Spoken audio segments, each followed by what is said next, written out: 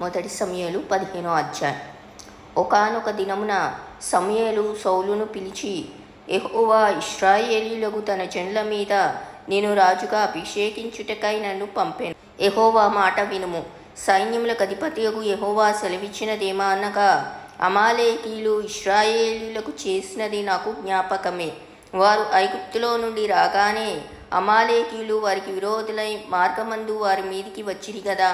కాబట్టి నీవు పోయి కనికరింపక అమాలేకీయులను హతము చేయుచు పురుషులనేమి, స్త్రీలనేమి, బాలురనేమి, పసిపిల్లలనేమి, ఎద్దులనేమి, గొర్రెలనేమి, ఒంటెలనేమి, గాడిదబొమ్ములనేమి అన్నింటినీ హతము చేసి వారికి కలిగినదంతయు బొత్తిగా పాడు చేసి అమాలేకీయులను నిర్మూలము చేయమని చెప్పెను.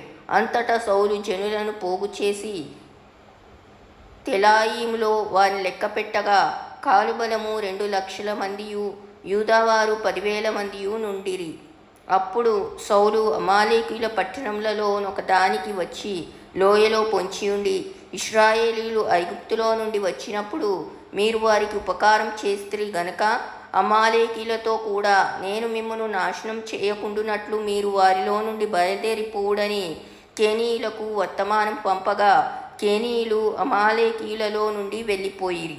తరువాత సౌలు అమాలేకీయులను హవ్వీలా నుండి ఐగుప్తు దేశపు మార్గముననున్న షూరు వరకు తరిమి హతము చేసి అమాలేకీయుల రాజైన అగగును ప్రాణంతో పట్టుకొని జనులందరినీ కత్తి చేత నిర్మూలము చేసెను. సౌలును జనులను కూడి అగగును గొర్రెలలోను, ఎడ్లలోను, క్రొవ్విన గొర్రె పిల్లలు మొదలైన వాటిలోను మంచి వాటిని నిర్మూలం చేయక కడగా నుంచి పనికిరాని నీచ పశువులన్నింటినీ నిర్మూలము చేసిరి.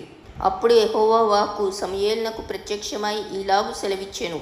సౌలు నన్ను అనుసరింపక వెనుక తీసి నా ఆజ్ఞలను గైకొనకపోయెను గనక అతనిని రాజుగా నిర్ణయించినందుకు నేను పశ్చాత్తాపపడుచున్నాను. అందుకు సమూయేలు కోపావేశుడై రాత్రి అంతా యెహోవాకు మొరపెట్టుచుండెను. ఉదయమున సమూయేలు లేచి సౌలును ఎదుర్కొనుటకు పోగా సౌలు కర్మెలునకు వచ్చి అక్కడ జయసూచకమైన శిలను నిలిపి తిరిగి గిల్గాలునకు పోయెనన్న సమాచారము వినెను.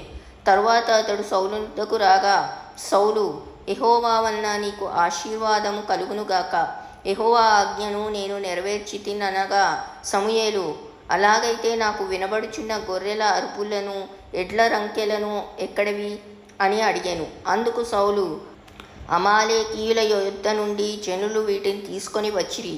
నీ దేవుడైన యెహోవాకు బలులను అర్పించుటకు జనులు గొర్రెలలోనూ ఎడ్లలోనూ మంచి వాటిని ఉండనిచ్చిరి. మిగిలిన వాటన్నింటినీ మేము నిర్మూలము చేస్తేమనగా సమూయేలు, నీవు మాటలాడ పనిలేదు. యెహోవా రాత్రి నాతో సెలవిచ్చిన మాట నీకు తెలియచేతును వినుమని సౌలుతో అనగా సౌలు చెప్పుమనెను. అందుకు సమూయేలు, నీ దృష్టికి నీవు అల్పుడవుగా ఉన్నప్పుడు ఇశ్రాయేలీల గోత్రములకు శిరస్సు వైతివి. యెహోవా నిన్ను ఇశ్రాయేలీల మీద రాజుగా అభిషేకించెను. మరియు యెహోవా నిన్ను సాగనంపి నీవు పోయి పాపాత్ములైన అమాలేకీయులను నిర్మూలము చేయుము. వారు లయమగు వరకు వారితో యుద్ధం చేయమని సెలవీయగా నీవు ఎందుచేత యెహోవా మాట వినక దోపుడు మీద ఎగబడి ఆయన దృష్టికి కీడు చేస్తివనెను. అందుకు సౌలు, ఆ మాట అనవద్దు. నేను యెహోవా మాట విని యెహోవా నన్ను పంపిన మార్గమున పోయి అమాలేకీయుల రాజైన అగగును తీసుకొని వచ్చి తిని, కానీ అమాలేకీయులను నిర్మూలం చేసి తిని.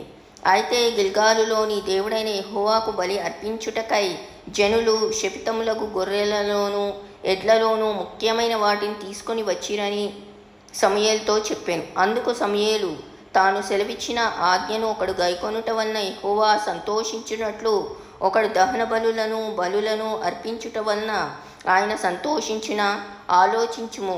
బలులు అర్పించుట కంటే ఆజ్ఞను గైకొనుటయు, పొటేల క్రొవ్వు అర్పించుట కంటే మాట వినుటయు శ్రేష్టము. తిరుగుబాటు చేయుట, సోదె చెప్పుట అను పాపంతో సమానము. మూర్ఖతను అగపరచుట, మాయా విగ్రహము, గృహదేవతలను పూజించుటతో సమానం.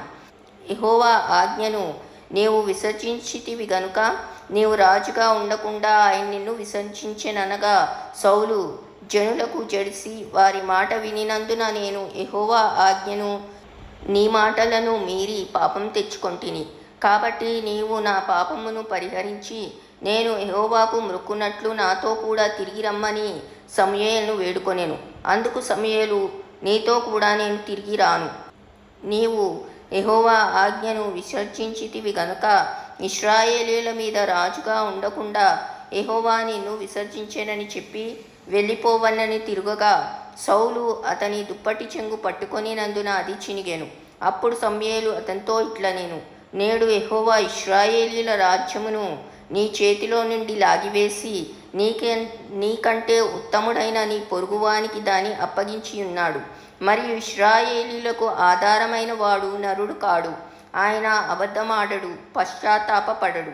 అందుకు సౌలు, నేను పాపము చేసి తిని, ఆయనను నా జనుల పెద్దల ఎదుటను ఇశ్రాయేలీయుల ఎదుటను నన్ను గనపరిచి యెహోవాకు మ్రొక్కుటకై నేను పోగా నాతో కూడా తిరిగి రమ్మని అతని వేడుకొనినందున సమూయేలు తిరిగి సౌలు వెంట వెళ్ళెను.